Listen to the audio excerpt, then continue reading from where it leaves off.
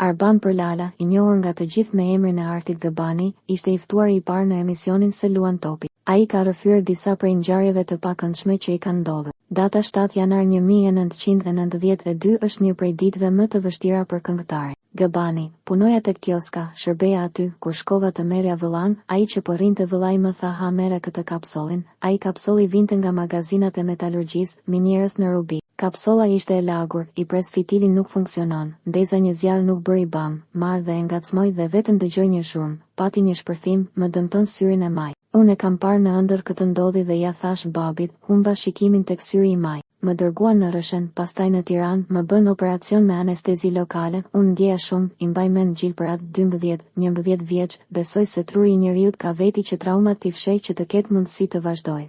Hardisku im ka bërë disa herë fshirje se kam përjetuar shumë trauma. Sot e kësaj dite lexoj komente qor, miushi tek BBV që më këndon të qorin e Lalzit. Syri im është në 50 të shikimit. Prisnim me orë të gjata, misione diplomatike,